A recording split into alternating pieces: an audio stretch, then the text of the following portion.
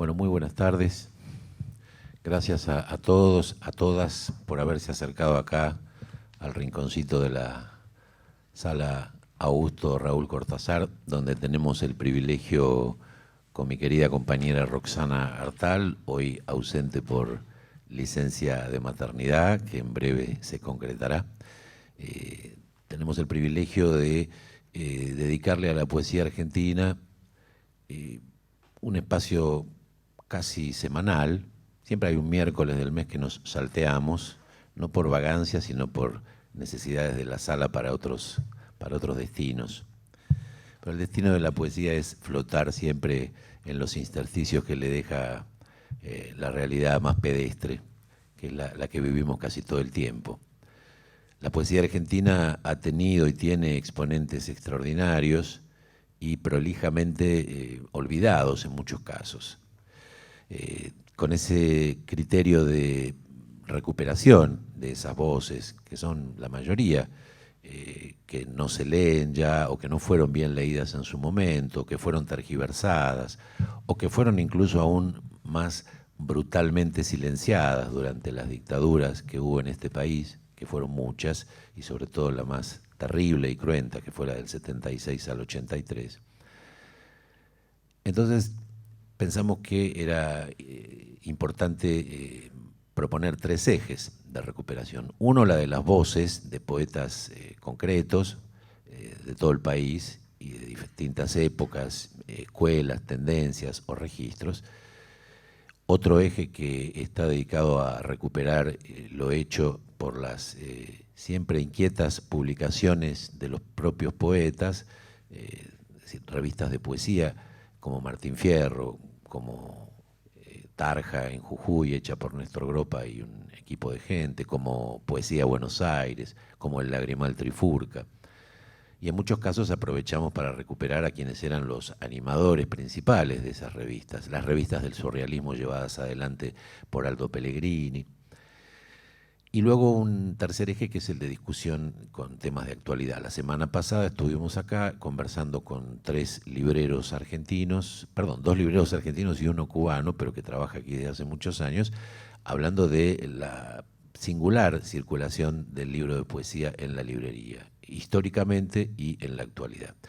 Y hoy tenemos el enorme privilegio de estar aquí reunidos para homenajear a un poeta monumental que se llamó Julio Ziesler y que cuando empezó a publicar su obra, tanto poética como periodística, cambió ese apellido civil que había recibido de una familia con la que se crió en un humilde conventillo de Parque Patricios, por el apellido Huasi, que en lengua quechua quiere decir nada más y nada menos que casa. No hay palabra más hospitalaria que esa palabra para darle cobijo a todos los desamparados, a todos los sometidos a la intemperie de la lengua y de la vida concreta, de la vida social, como la palabra huasi, la palabra casa. En esa casa, Julio Huasi edificó una obra que cobijó no solo una de las voces más singulares de la poesía que se considera generacionalmente como de los años 60, heredera sin duda del trabajo pionero de Oliverio Girondo y también el trabajo de Raúl González Tuñón, que de alguna manera fue padrino directo tanto de Julio Huasi como de Hellman, contemporáneo de Julio. Es la generación de Luis Lucci, a quien hemos homenajeado en esta biblioteca con una hermosa edición en 2 volúmenes que recopila toda su obra. Ya veremos qué hacer con Los Crepúsculos, es el bello nombre que lleva esa antología. Es también la generación de Roberto Santoro, todos poetas que de una u otra manera y no casualmente fueron brutalmente maltratados por las dictaduras y sobre todo por la última. En el caso de Santoro, desaparecido por esa dictadura. En el caso de Julio Huasi, obligado a exiliarse, después de haber tenido que huir para salvar la vida de Chile, donde él estaba viviendo, acompañando activa militantemente el proceso transformador de Salvador Allende. Él huye del golpe militar perpetrado por Pinochet en Chile en el 73 y a los pocos años tiene que irse de acá. La dictadura, lo hablábamos recién con el amigo Bebe Ponti aquí presente, y amigo personal en la última época de Julio, según él me comentaba, y lo hablábamos también con Alejandro Guyot, que nos va a acompañar hoy en el cierre, no solo secuestrando, torturando, desapareciendo, borrando de la vida y de la historia y de la memoria vidas concretas, sino también obligando al exilio y a esa otra forma de una destrucción, de una aniquilación a plazos, que no fue menor en muchos casos. Julio Guassi fue víctima de esa experiencia tremenda y nunca se recuperó del todo. Él volvió a la Argentina cuando volvió la democracia, y prácticamente bajándose del avión, lo primero que hizo fue ponerse a disposición de las Madres de Plaza de Mayo, con las que había tomado contacto en España, y colaboró en la creación y en la redacción del periódico de las Madres, hasta que unos pocos años después el escepticismo, la frustración de esos últimos años vividos dolorosamente, lo llevaron a quitarse la vida. Pero nosotros estamos acá para reivindicar la vida de Guassi, que está presente y absolutamente vigente en su obra.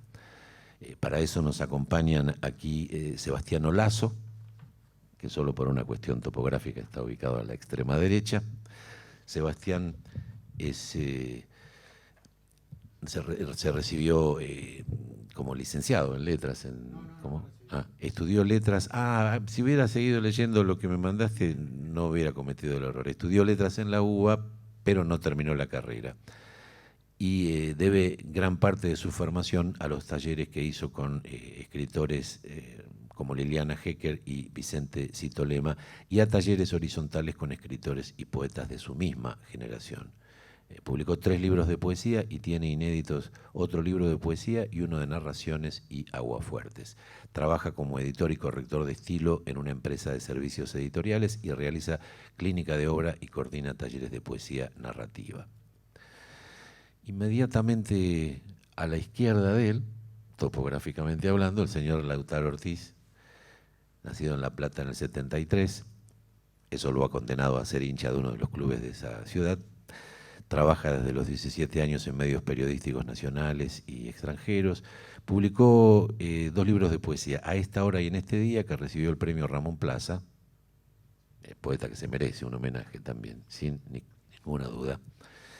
Y Casa de Tabaco, publicado en 2010 y reeditado al año siguiente.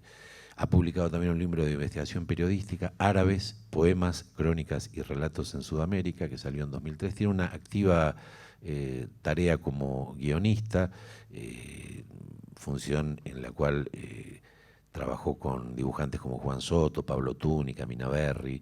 Junto a Lucas Nine publicó 2 libros, Le Conte du Suicide, publicado en Francia en el 2016, y Quiroga en el 2018, y junto a El Tomi publicó el libro Interior Noche en el 2017. Fue editor de literatura de la revista Lesama. Entre 2011 y 2015 dirigió el suplemento de historietas nacionales de la agencia Telam, y desde el 2006 al 2017 fue jefe de redacción de la segunda etapa de la revista Fierro y dirigió la tercera etapa trimestral.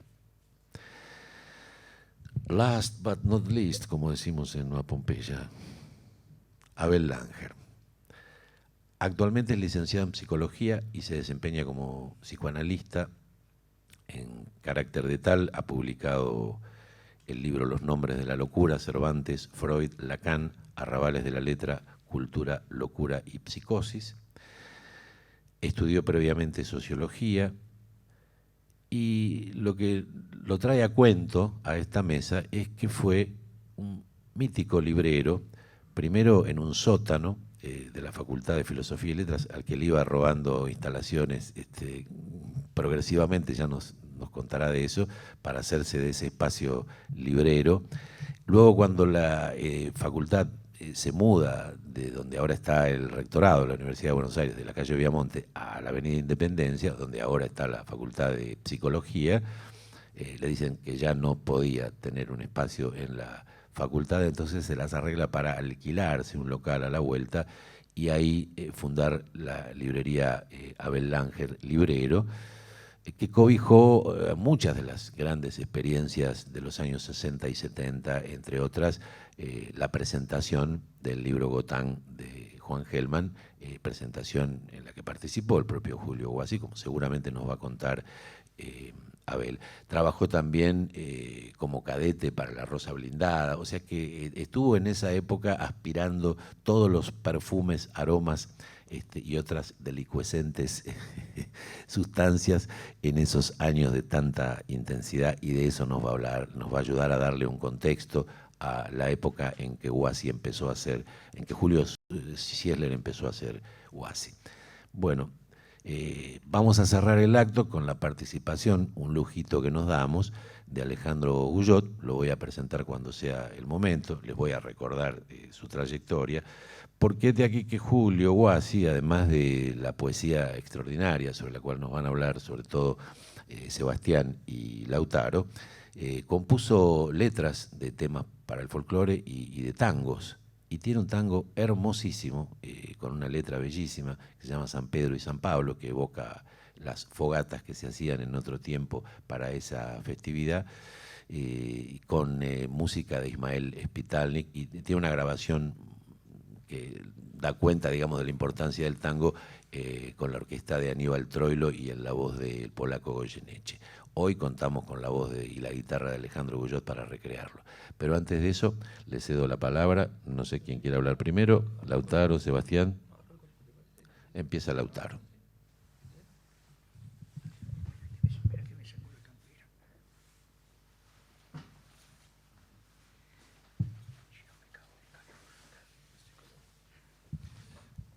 Hola, buenas tardes.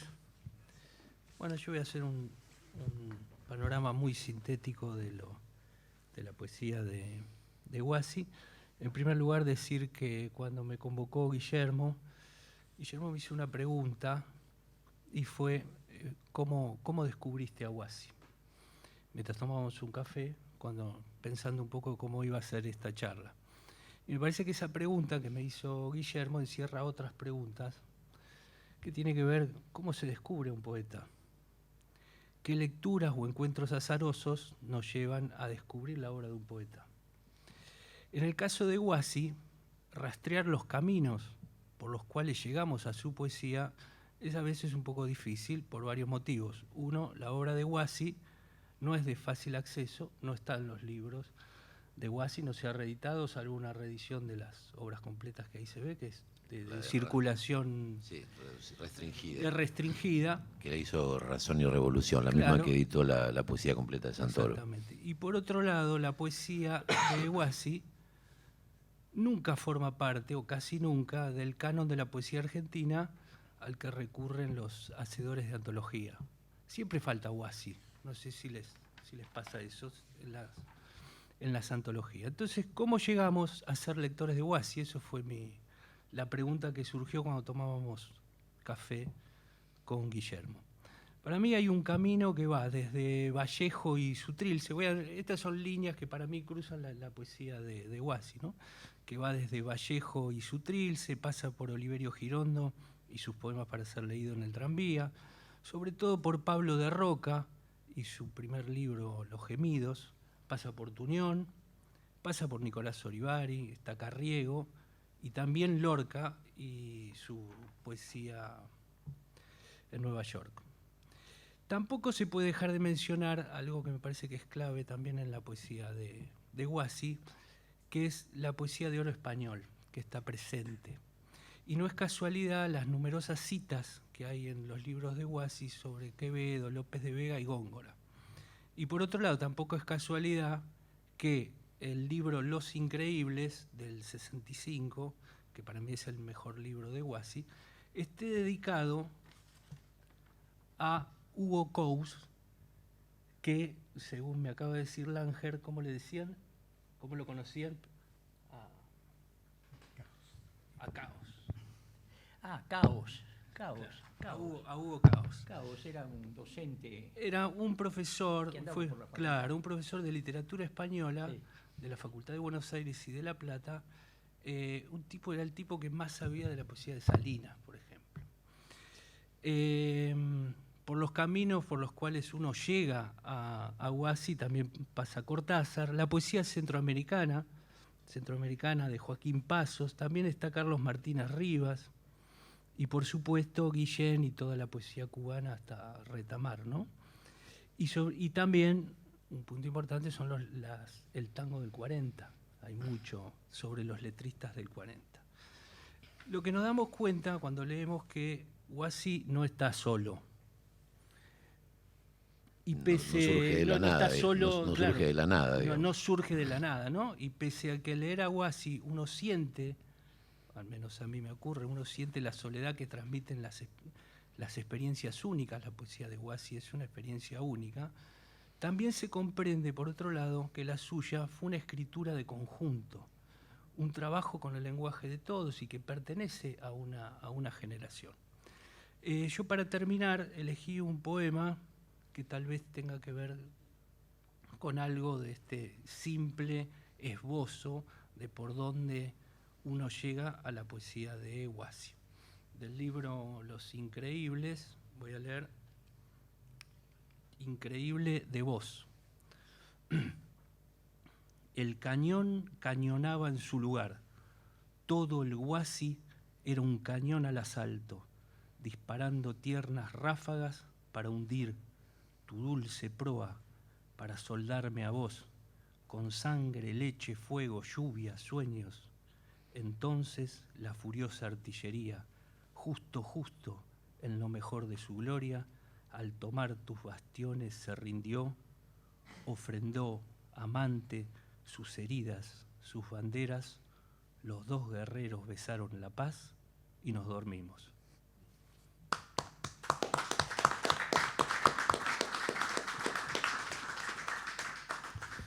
Cabe mencionar que tuvo dos admiradores de lujo, que ya quisiera uno tenerlos y con eso sentirse hecho, ¿no? Que fueron nada menos que, y están incluidos en el suelto que les he repartido, si a alguno le falta me lo pide después. Nicolás Guillén, que aparece en una foto ahí, la primera foto que se ve en este loop, en esta serie de fotos que estamos pasando en un continuo. Julio Huasi está con Guillén, que dijo de él: es el único juglar que he encontrado en mi camino, ya tiene bien ganado un hermoso futuro en el esplendente pero difícil rumbo que él mismo ha buscado, el de su pueblo. Allí no existe el mezquino maquiavelismo ni la malsana adulonería y esnobismo de los pisaverdes que rondan el arte y la cultura. El otro gran admirador y amigo personal de él es nada menos que Julio Cortázar, su tocayo.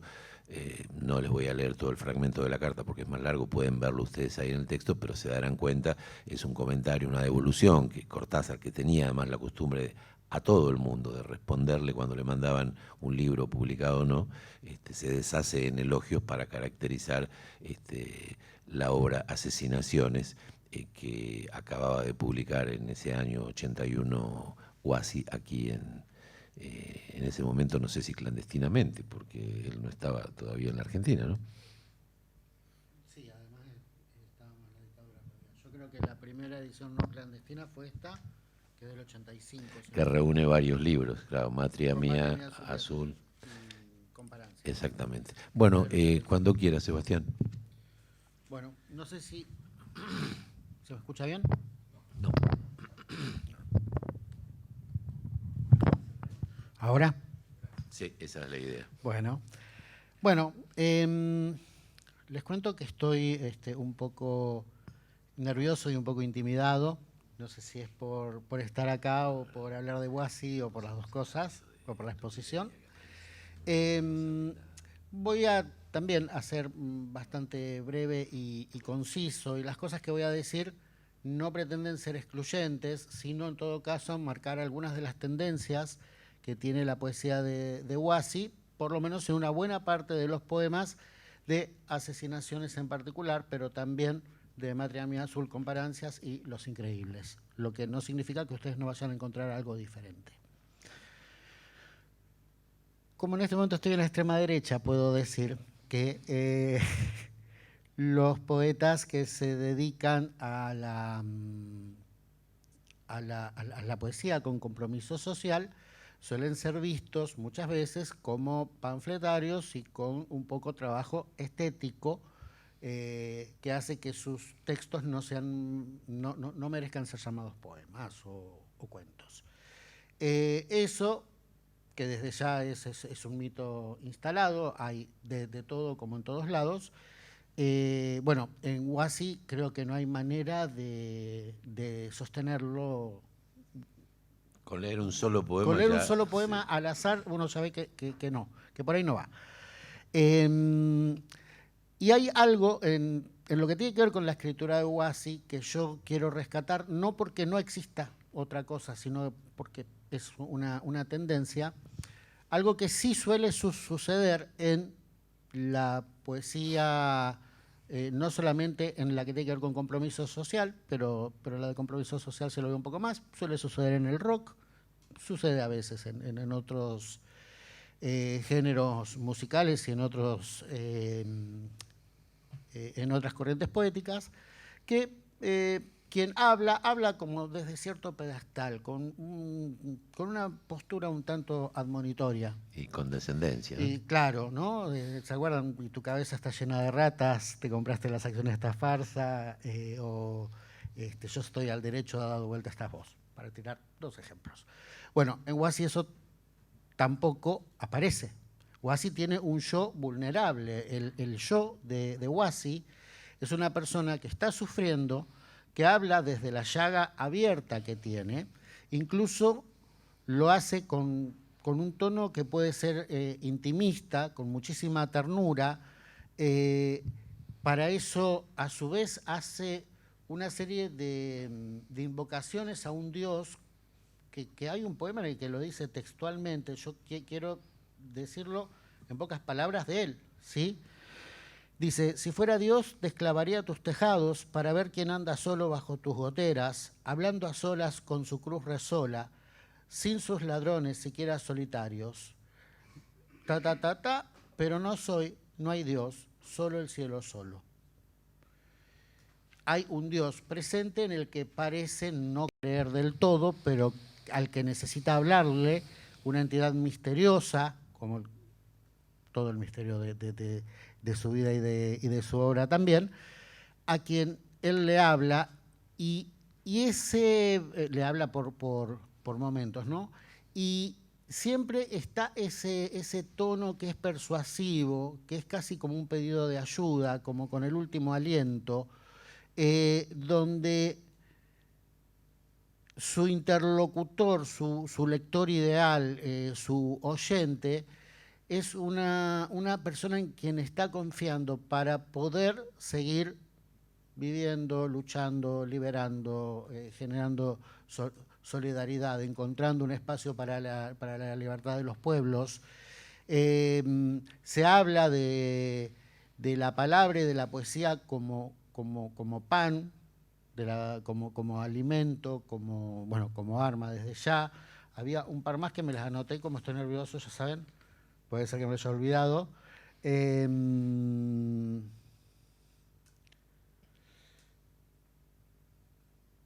Como necesidad, como acercamiento a los pobres y a los sufrientes. Entonces, todo esto arma el ambiente sobre el cual Huasi escribe y desde donde lo recibimos, con la clásica renovación del lenguaje, esos neologismos que también tienen otros, pero como serúmanos, seximental, humanería, milongura, ensuración, sobremurientes en vez de sobrevivientes. Bueno, todo esto a un lector como yo, por lo menos, lo atrapa desde la parte sensorial. Yo entiendo que ahí hay una emoción que ni siquiera está contenida, que está circulando y que se me pega, que me hunde, y que no necesariamente está dicha. El famoso problema que solemos tener cuando hablamos de poesía y hacemos talleres, que los poemas están llenos de la palabra felicidad, tristeza, Angustia. nerviosismo y angustia, y resulta que Huasi puede ser que algunas veces los use, pero que la angustia uno termina teniéndola con solo leerlo, o la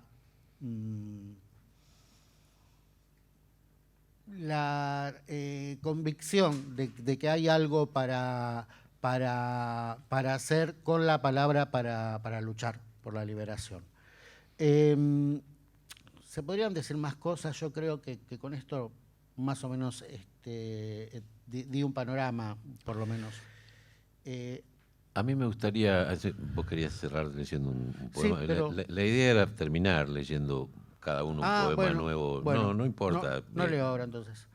Podés hacerlo y después lees otro, pero lo que quería era si me podían ayudar a pensar, nos podían ayudar a pensar un poquito, porque ubicamos yo lo dije al principio, ustedes lo mencionaron también, al pasar a la obra de Huasi, acompañada o, digamos, contemporánea de la obra de Hellman particularmente. ¿En qué les parece que podemos encontrar elementos de similitud con la poesía de Hellman y en qué Huasi sería diferente y hasta podríamos decir único, digamos, ¿no? ¿Qué cosas están en Huasi que no están ni en Hellman, ni en Spumberg, ni en Santoro? Porque hay cosas que son bastante comunes, ¿no? A toda esa generación, que tiene que ver con una clara toma de partido, una posición que nunca es triunfalista, siempre se habla desde la derrota, desde la intemperie y la angustia de la propia desgracia y sobre todo de la desgracia común que se vive, ¿no? Bueno, yo en pocas palabras, además tampoco era que, o sea, podía pensarlo en voz alta. Como parecidos creo que está esta cercanía con el tango, con la renovación lingüística, los neologismos, con ese yo vulnerable.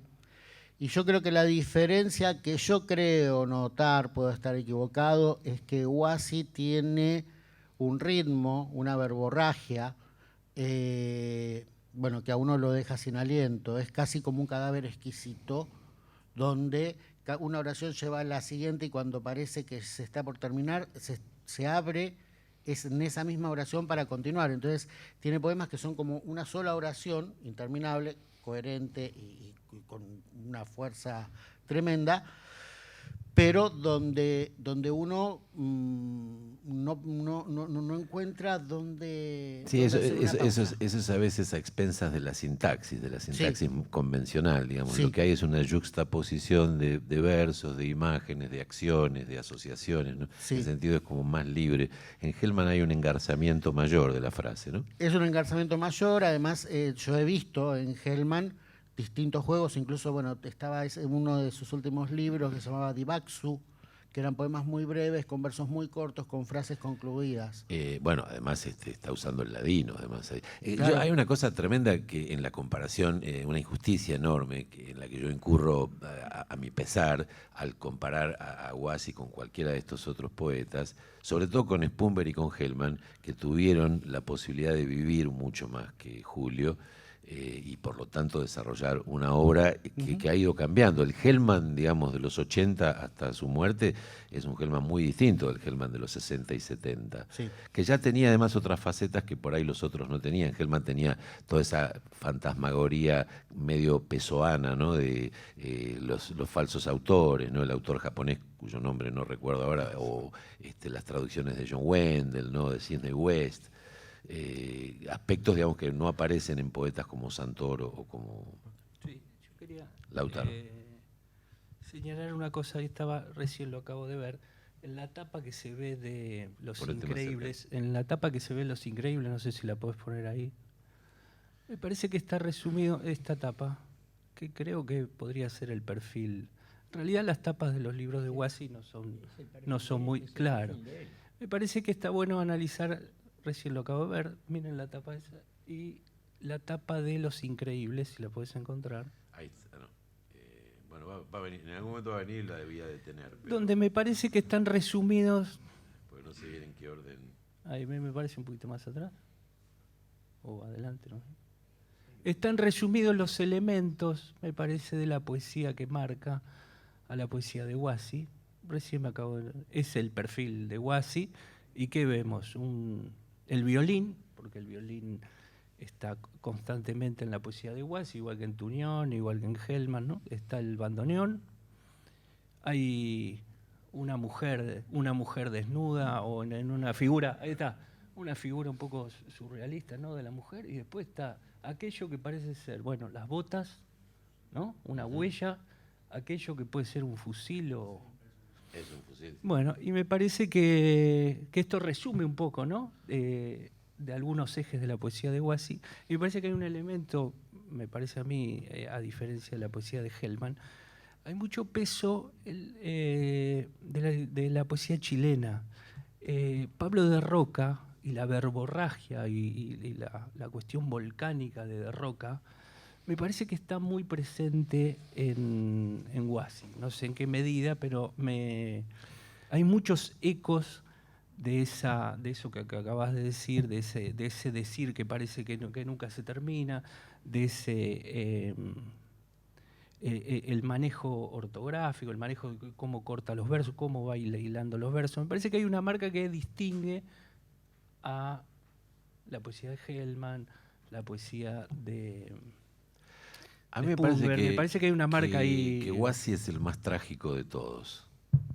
Tengo esa sensación, que la poesía de Huasi Bueno, es de la- alguna manera la de más- Roca quizás sea el más trágico Porque de no deja de haber, no falta la ironía en la poesía de Huasi, pero está menos presente y es un atenuador del dolor y de todos los conflictos que plantea su poesía en un grado mucho menor que en la poesía de Hellman y sobre todo en la de Spumber, ¿no? Que Spumber tiene el maravilloso recurso del humor para plantear cosas que son tan terribles, incluso el mismo Santoro.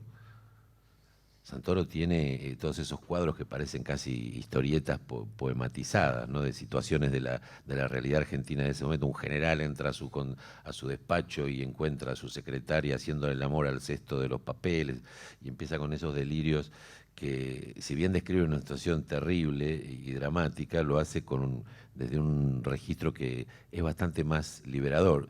Esta cosa que vos decías, Sebastián, de que se te pegaba la poesía de Huasi, me parece que algo tiene que ver con, el sentido como más vallejiano, ¿no? Es más agonista. Abel. A mí me parece, yo me voy a meter en un tema que no es el mío. Esa es la Pero idea. Me parece que es un trágico, creo que aquí lo dijeron, Sí, lo decía yo recién. y lo decías vos, pero que algo dice Cortázar, que expande el lenguaje. Al inventar, entre comillas, palabras, lo expande porque le da un sentido mayor a esas palabras. Es decir, que si tomamos cualquiera de estas palabras que son como neologismos, sin embargo, se sustantivizan de otra manera. Y yo estaba pensando cómo trabaja él, el lenguaje, porque uno podría decir es un neologismo, también se puede decir que es la forma como a veces crea una palabra, porque hay palabras que él las expande, casi podemos decir, las crea. Y sin embargo, son palabras que al crearlas de esa manera permiten Asesinaciones. por ejemplo. asesinaciones. Está hablando de asesinato, pero no de un asesinato, sino de una continuidad de asesinatos. Es como si nosotros viéramos ahora los asesinatos que hay en la calle con la gente que está en situación de calle. Son asesinaciones, porque es gente que va a estar ahí y va a morir de frío, de hambre o de suciedad. Por algo en los hospitales no se los baña cuando van, porque se mueren. Por algo en las comisarías no los quieren. A los policías que llevan a un ciruja a la comisaría, el comisario lo traslada de comisaría al policía, porque le llena de piojos la comisaría. Y esto, trabajando en un hospital, se sabe que no quieren a un ciruja, no quieren a un hombre de la calle, no saben qué hacer, y aparte de eso, ensucia el lugar y lo llena de bichos. Si se los baña, se puede morir. Entonces es un asesinamiento permanente. Por eso yo tomé la palabra, y es lo que dice Cortázar, que expande el lenguaje. Y esto es fundamental. A diferencia de un psicótico, un esquizofrénico, por ejemplo, que construye una palabra, pero esa palabra no es posible de socializar, la tiene para él. Yo recuerdo una vez en el hospital Evita de Lanús, que había un esquizofrénico, un paciente esquizofrénico, que con toda su historia terrible, dramática, se pudo reconstruir, pero a la colega que lo atendía la llamaba señorita. Bueno, parecería que había una Rita ahí, pero nunca se pudo lograr que esta persona, que este hombre, pudiera asociar con una Rita o con algo diferente. Él a la psicóloga que lo atendía, la llamaba señorita, pero es inasociable para él y por lo tanto no se puede socializar ese significante. Hay una anécdota que viene a cuento, porque además se suele asociar el trabajo que hace Huasi con el lenguaje con el trabajo que había hecho Joyce, sobre todo en el Ulises. Joyce tenía una hija esquizofrénica, Lucía, y él la lleva, tiene un encuentro con Jung, y la muchacha empieza a delirar y a decir cosas sin sentido y a inventar palabras, y Joyce le dice a Jung, esperanzado, tratando de que le dé una luz de esperanza para la curación de su hija, y le dice, ve, ella hace lo mismo que yo con las palabras. Y Jung le dice, sí, pero donde usted nada, ella se ahoga. Claro. Es decir, lo que hace la producción de Joyce permite la circulación no solamente de la obra, sino de su nombre. Se hizo famoso con esa obra. Es lo que le sucede a Julio. A Julio lo entierra la dictadura o el sistema dictatorial que sucede tanto en Chile, donde él vivió, como cuando él vino acá y se tuvo que ir a España. Pero lo que es importante, creo, es la cita con la cual yo creo que no la leyó, creo que no llegó a leer lo que le escribe Cortázar. No, yo no lo leí porque me pareció un poco largo. Lo que escribe Cortázar sobre él... Lo puedo leer ahora. Querido tocayo, ¿te imaginas lo que siento al leer Asesinaciones? Lo que puede sentir un argentino ante cada uno de esos poemas. Y digo cada uno porque es así, porque no hay ni uno solo que salga de esa línea espantosamente lúcida. Aludo, sobre todo, al ataque que le llevas a la lengua, la forma en que transgredís sin miedo cualquier tabú del castellano, entre comillas, para crear formas expresivas de una fuerza enorme. ¿Quiénes entenderán esto a partir del título que ya es un salto en lo nuevo? ¿Quiénes tendrán el coraje de sacarse los pantalones del cerebro y los calzoncillos de la tradición para ver cómo los están metiendo en una dimensión diferente? Un abrazo. Una cosa yo no, creo que no hace falta, ¿no? Sí, pero para la grabación...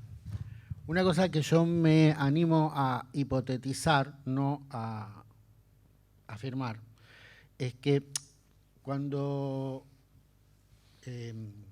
Abel dijo expande, a mí la palabra que se me vino es condensa. Condensa. O sea, hay una condensación que expande, ¿no? Y eso que probablemente sea algo, un recurso artístico posible, que quizás él no lo haya inventado, no lo sé.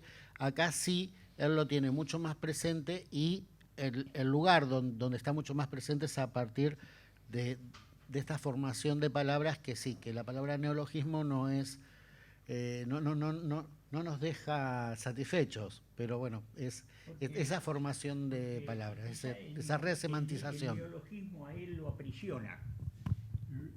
el neologismo lo aprisiona como autor. Es decir, eres un creador. Entonces, es un creador que no tuvo el reconocimiento necesario o obligatorio, social. Pero yo quería contar, no sé si es el momento. Sí, sí, por favor. ¿Cómo fue mi conocimiento con él? A ver, yo comencé a estudiar sociología en el año 57 cuando se creó la carrera, hace unos cuantos años, como se darán cuenta, la prehistoria. Se crearon las carreras de psicología, sociología, ciencia de educación y creo que bibliotecología, ahí juntas, todas juntas. Y entonces yo comencé a estudiar sociología y comencé a militar políticamente y después milité mucho, especialmente con la Laica Libre del año 58. Y después estuve en la dirección del centro, en la dirección de la FUBA, en la dirección de la FUBA. Viajé a Europa precisamente por los cargos políticos que tenía estudiantiles, pero no tenía trabajo. Me habían echado de los distintos trabajos porque aparte era... les cuento simplemente, imagínense que hasta los anarquistas me echaron, con eso ya está, ¿se dan cuenta? Bueno, entonces, sí, no cualquiera es echado por un anarquista, es casi un sello de honor eso, ¿no? Entonces, yo tenía muchas dificultades para conseguir trabajo y comencé a trabajar con José Luis Mangieri como cadete. Él estaba en sociedad, sacaba la Rosa Blindada y estaba en sociedad con Carlos Brocato, otro poeta. Y había que llevar las revistas, la Rosa Blindada, y después empezaron a sacar paquetitos de 4 libros que se llevaban a los conocidos, la gente conocida de ellos, y se les daba junto con un paquete para ellos, 4 paquetes más para que los vendieran entre sus conocidos. Bueno, ese era mi trabajo. Yo fui cadete de José Luis hasta que José Luis me nombró como tal, hasta tiempo antes de morirse, que una vez cuando le hacen un homenaje en la municipalidad, en el gobierno de la ciudad, después salimos a comer y él, a los conocidos que yo no conocía, él me presentaba mi cadete, imagínense un cadete de 70 años más o menos tenía él. Entonces, esas relaciones amistosas, y entonces yo vendía libros y conseguía libros de algunas editoriales, porque yo dormía en un lugar y donde se distribuían libros para una organización política. Entonces yo conseguía libros y empecé a llevar libros a la facultad. Y en la facultad me fui apropiando primero de un banco y después de un espacio, que era un sótano. Ese sótano estaba en la entrada de Viamonte, 430, al fondo se iba a la biblioteca, a los baños, y se bajaba un sótano con 3 aulas, un patio y 2 lugares, uno era de reuniones políticas y el otro era el lugar de CEFIL, el centro donde se vendían apuntes y libros. Y había un patio a la intemperie, un sótano con un patio a la intemperie. Y yo entonces me apropié de un banco, después de otro banco, y todos los días me iba apropiando de algo. Después me apropié de un escritorio, le puse rueditas y los guardaba los libros que iba acumulando en el lugar de reuniones políticas. Y junto con eso era la época de los 60, imagínense, la sociedad era otra, la revolución cubana inundaba todo, todos queríamos ser revolucionarios en serio, y entonces había muchas publicaciones de revistas, de diarios, yo recibía lenguas extranjeras de Moscú, lenguas extranjeras de Pekín, lenguas extranjeras de Hanoi, Pekín Informa. Me acuerdo de Pekín Informa, me causa gracia porque había un ministro de Relaciones Exteriores de Mao, Chen Yi se llamaba, que quería hacer la guerra atómica. Y se publicaba eso, quería hacer la guerra atómica Chen Yi. Y salía publicado en las revistas de papel arroz, la revista Pekín Informa. Yo recibía Marcha de Montevideo, recibía revistas. Pero aparte de eso, la gente me llevaba artesanías. Entonces yo vendía, del taller de Leo Tabela, vendía cerámicas. Y yo vendía lo que se me acarreó. Yo necesitaba vender porque tenía que comer.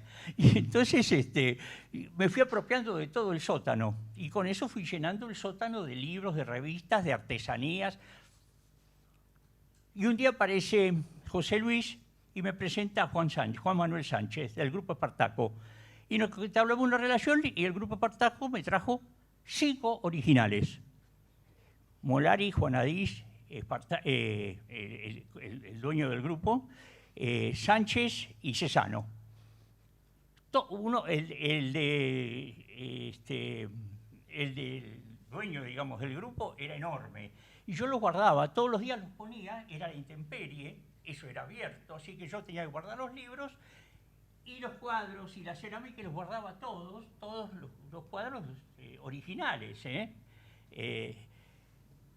Pero en ese lugar, era un lugar de concurrencia de gente. Había una especie de asamblea pública permanente, popular, todos los días.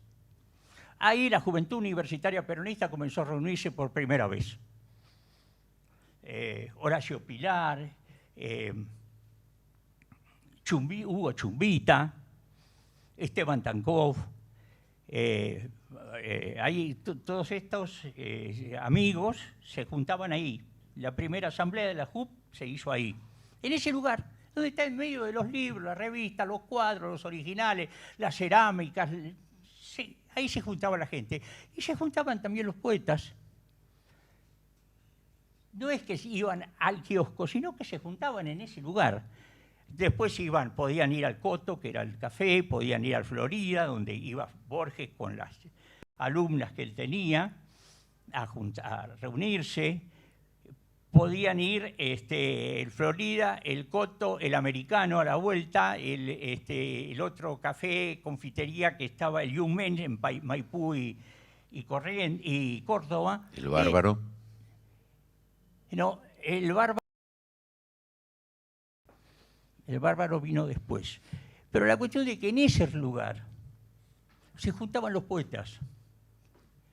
Ahí, con Alberto Spumber, con Eduardo Romano, con Andrés Avellaneda. ¿Quién les habla? Marcos Laster, que murió en la guerrilla de Macetti, y creo que hay uno más. Alberto Spumber, sí. Los 5 salimos del Moreno en el año 56, de la misma división del Moreno. Los 3 poetas, Marquitos, que murió en el norte, y quien les habla.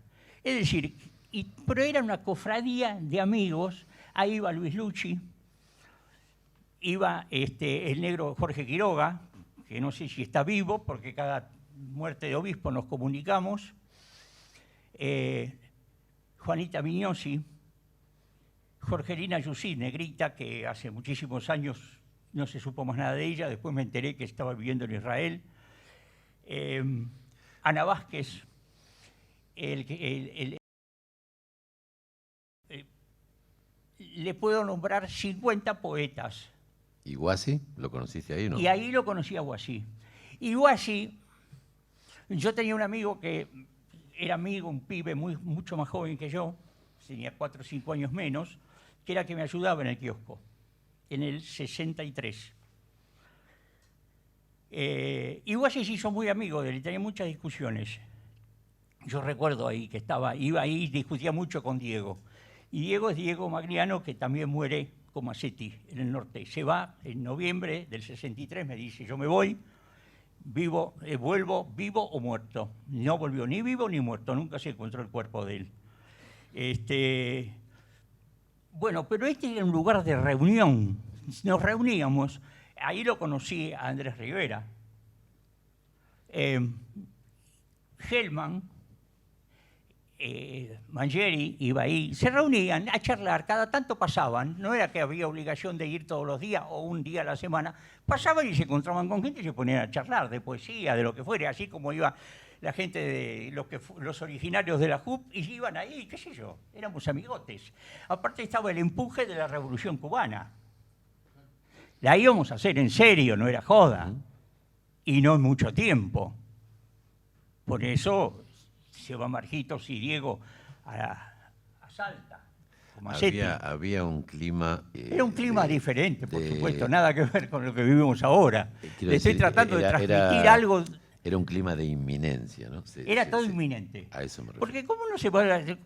Yo estuve en Viena en el año 59, en junio del 59, con Almeida. El comandante Almeida con los cubanos, todo vestido de guerrillero. El comandante Almeida, el que cuando bajan del barquito, Fidel y compañía, y matan a un montón, y uno dice, nos rendimos, y Almeida dice, aquí no se rinde nadie, carajo. Esa famosa frase de Almeida. Yo lo conocí en el 59, en Viena, vestido, por supuesto, guerrillero, con todos los hombres y mujeres de guerrillera que se fueron en 2 aviones de cubana de aviación, porque yo estuve en el Festival de Viena, Festival de la Juventud, y ellos se fueron en 2 aviones de cubana, que en uno casi se matan todos porque se pusieron a bailar y el avión empezó a desestabilizarse en medio del Atlántico. Sí, porque era otro clima, en serio. Ahora, en algún momento... Se iba a hacer la revolución en serio, no es joda. Si los otros la hicieron a 100 kilómetros de Estados Unidos, de Florida, ¿cómo le vamos a hacer nosotros? ¿A quién se le ocurre que no la podíamos hacer? Era una generación completa. Y ahí aparecieron los poetas también creían en todo esto y la iban a hacer. Abel, para acercarnos al momento en que aparece Guasi en la escena, digamos, en algún momento ese espacio en Viamonte se cancela. Sí, se cancela porque viene el secretario de la facultad. El secretario de la facultad era licenciado en letras, se llamaba Pedro Tur. Después se fue a vivir a Puerto Rico, Pedro. Pedro me dice, Abelito, palabra textual, Abelito, la facultad se va a mudar.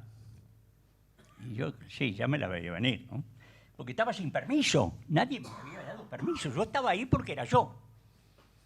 Y entonces la facultad se va a mudar y te vas a tener que ir de acá. Y allá donde nos mudamos no hay lugar para vos. Y aparte de eso me dice, José Luis no puede ir al baño.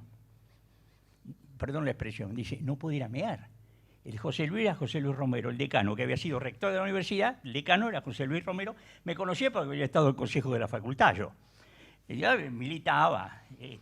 Entonces dice, José Luis no puede ir al baño. ¿Cómo que no puede ir? No, porque si va al baño pasa por ahí arriba, por el pasillo, y si pasa por el pasillo te ve a vos, y si te ve te tiene que echar. Así que para ir a mear tiene que ir al Macumba. Macumba era el bar de enfrente de la facultad y en Viamonte. ¿Se dan cuenta? Era otro mundo. Entonces, bueno, me tengo que ir y me voy ahí a Urquiza, casi Independencia. En las condiciones consigo un préstamo. Carlos Hernández me da cuenta, ya me había abierto, pero me da cuenta corriente, el de la librería Hernández, Carlos. Lo voy a ver y estaba con Yolanda, la mujer que siempre lo acompañó. Y bueno, me dio cuenta corriente y empecé a montar la librería en la forma más primitiva y monté rápido. Y pocos meses después, esto fue en marzo del 65, pocos meses después, José Luis viene a hablar conmigo y me dice, mira, vamos a sacar el libro Gotán, de Juan. Y me dice, ¿lo podemos presentar acá? Sí, para mí era una fiesta. Y entonces aparece Juan, con José Luis, por supuesto, aparece Julio Guasi, y aparece el Tata Cedrón con el cuarteto. Tenía el cuarteto, los originales, los 4 originales. El chelista, el que tocaba el chelo, falleció hace muchos años, creo que en París, cuando ellos estaban en París. Apareció con César Estrocio y con Miguel Praino y con el chelista. Y bueno, ahí tocaron y Juan recitó y Julio recitó también. No era que iba a presentar un libro, él recitó, invitado a recitar.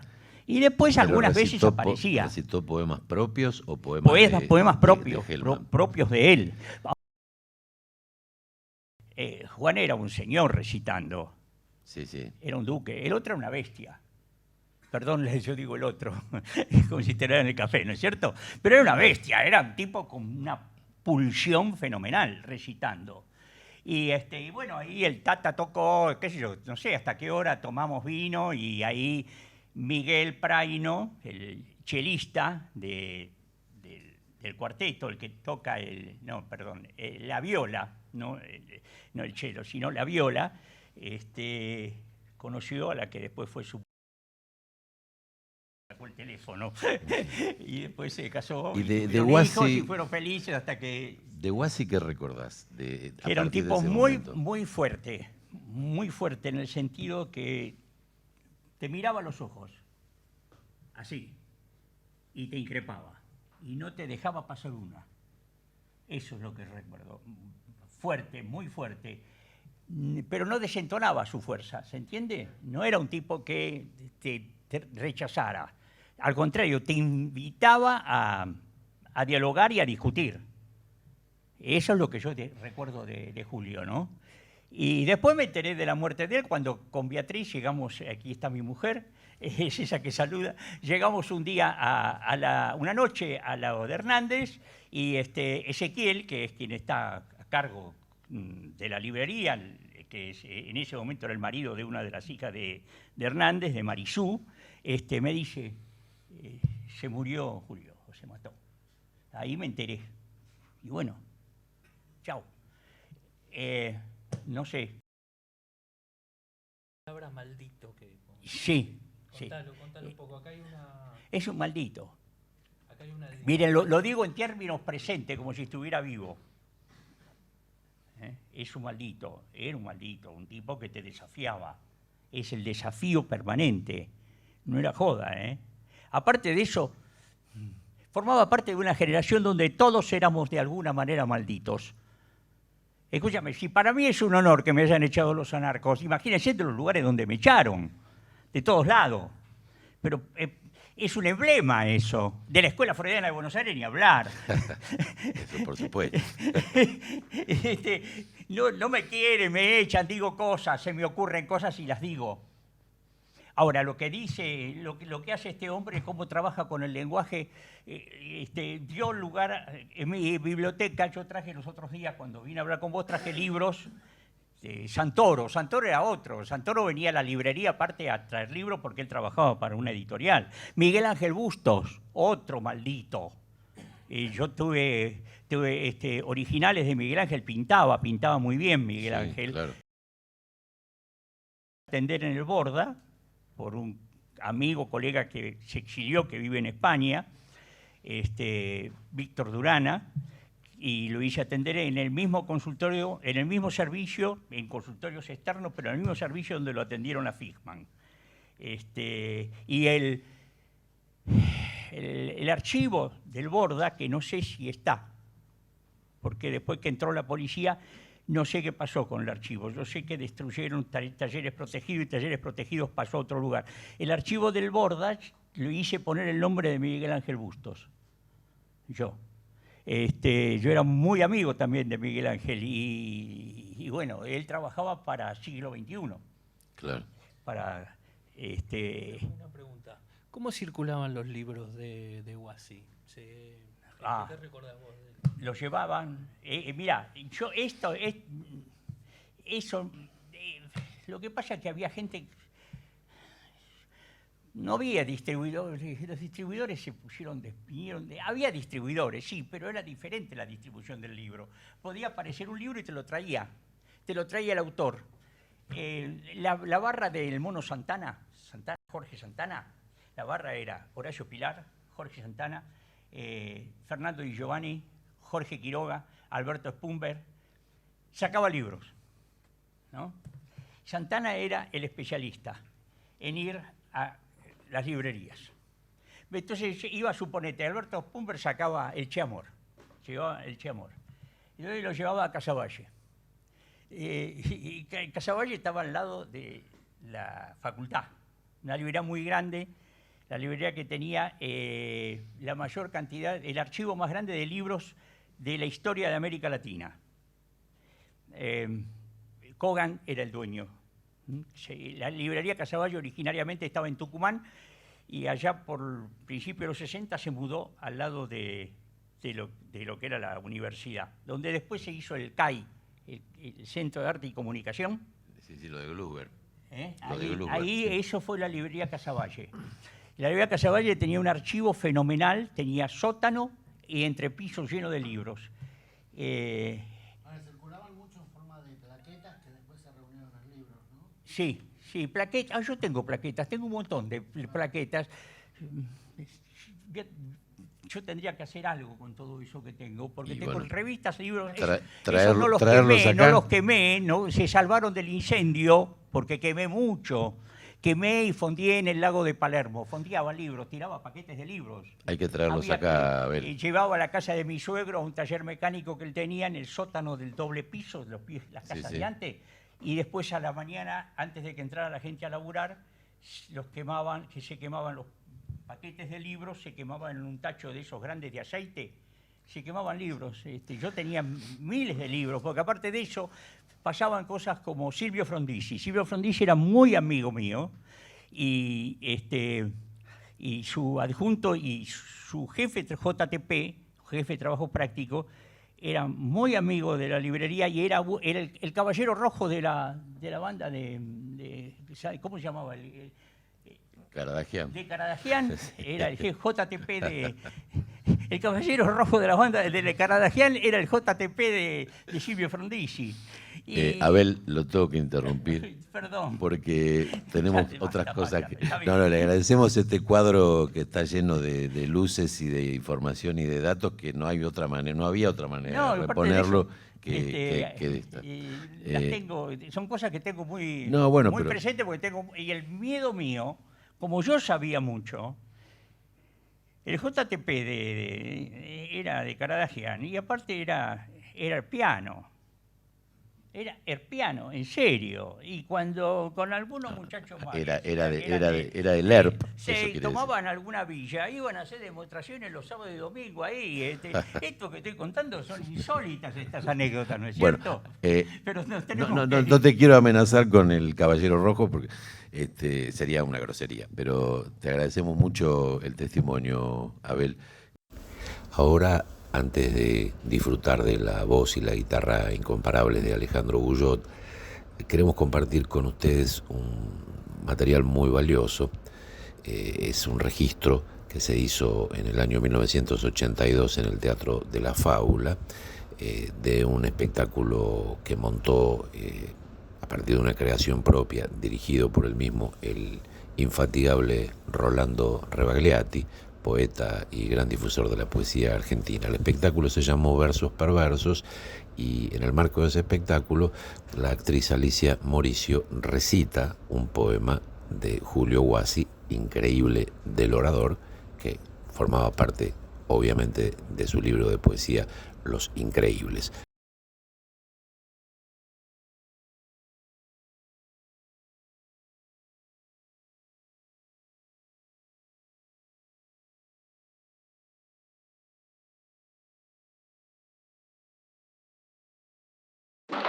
El diablo dejó el mameluco, limpió sus manos, caló unos lentes rojos realmente diabólicos, corrigió las líneas con un lápiz de azufre, subió al palco en llamas, encaró a la distinguida putitud y sus puteces con estas palabras.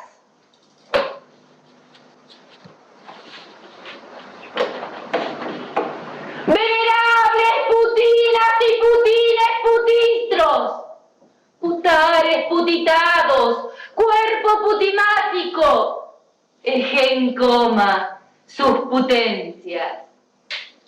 En este día de gloria celebramos la victoria en las recientes putaciones. Loada en la lira de putizas y putetas, puturgos, putastas, putestas y putógrafos. Bajo el sol putibre de este putisferio. Oh, vosotros todos los preclaros hijos. El resto del discurso no pudo ser oído. Se armó una tremolina infernal, hizo la señal de las espadas, tiró un tridente al aire, las palabras volaban entre el humo, florecían en la boca de los fusiles, con que los diablos hablaban alegremente a los palazos. ¡Al que da!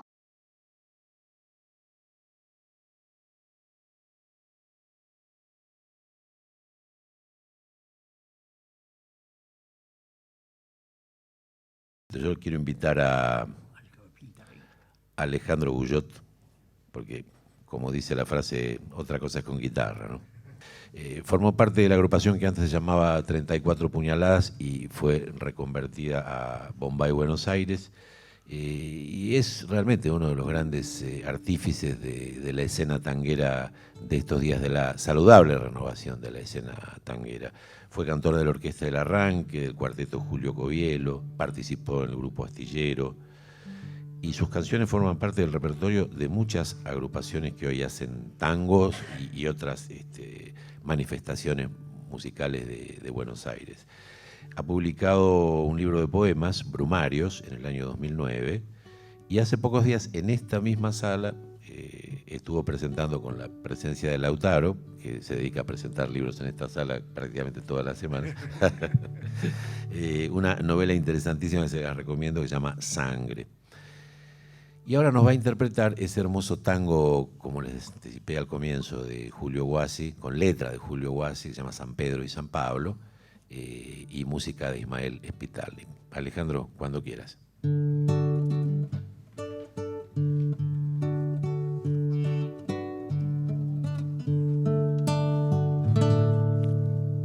Los purretes trajeron la madera, tablones, sillas rotas, un catre y un cajón.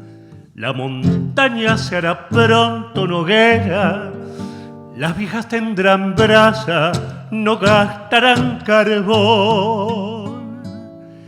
Y las caras serán rojos fantoches, millares de fogatas habrá por la ciudad. Surgirá la mañana en plena noche, paloma y papa asada los pibes comerán. Fantasmas de acerrín y aquel viejo violín, las cuerdas le sacaron el alma y el chin-chin, cantando un capuchín, pepetas de carmín. Un viejo distraído chamusca su botín. La noche tendrá fin, se cortará el violín y el viento hará milongas de cenizas y de hollín.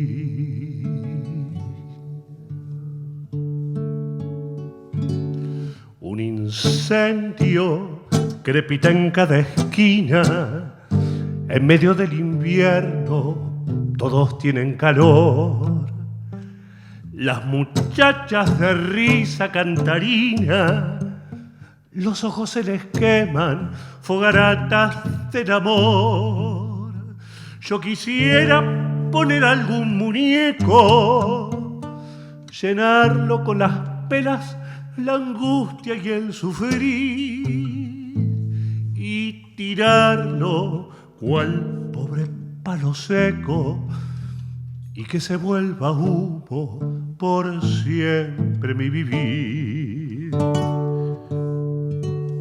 Fantasmas de acerrín y aquel viejo violín, las cuerdas le sacaron el alma y el chin-chin, cantando un capuchín, pepetas de carmín.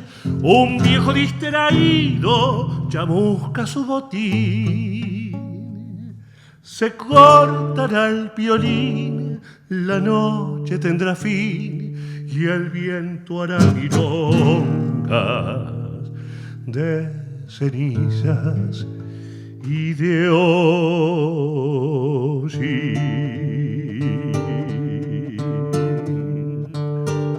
Y el viento hará milongas de cenizas y de hollín.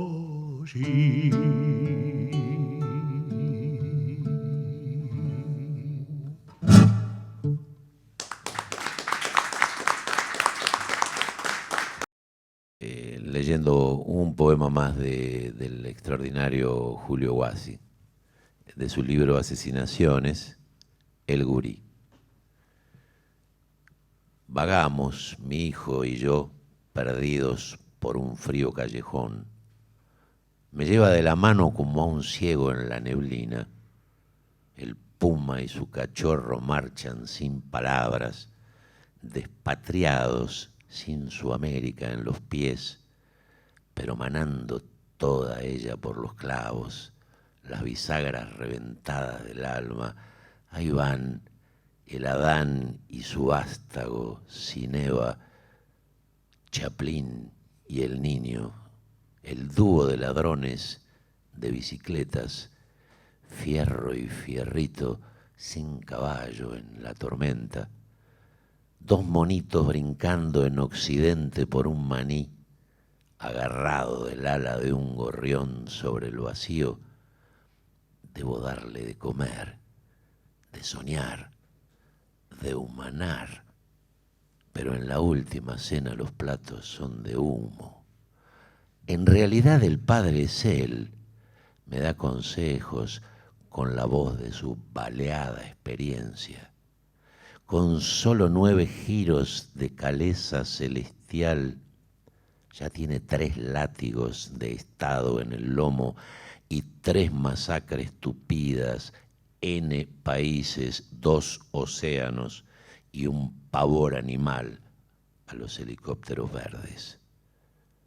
Tomados de las uñas como 2 huerfanitos, él me enseña a leer las brumas y yo a no ser poeta. Lleva a UPA mis fantasmas y yo juego con las 4 bolas muy candentes, eso sí, ya son muchas las horas de fuego. Él busca en mis ojos la lumbre de un portal y yo busco una novia que nos entibie a ambos, pero está todo muy caro para las ternuras de los pobres. El pichón empluma bajo lloviznas demasiado históricas, mi pibe, cabrito, chango, botija, gurí, chaval. Le hablo en 1000 idiomas. Tu hermana está muy lejos tras un mar. Nos miramos en silencio. Papá les dejará un tesoro bárbaro de herencia. 7 versos inservibles, una navaja que cojea, las banderolas del pantalón, cáscaras de ilusos delirios. Pero antes de eso, les prometo un buen bailongo, una gran fogarata, y los niños serán reyes y las patrias alegrías. No te aflijas, guachito. Total que, si venceremos, nunca estuvo más oscuro que antes de atacar. Muchas gracias.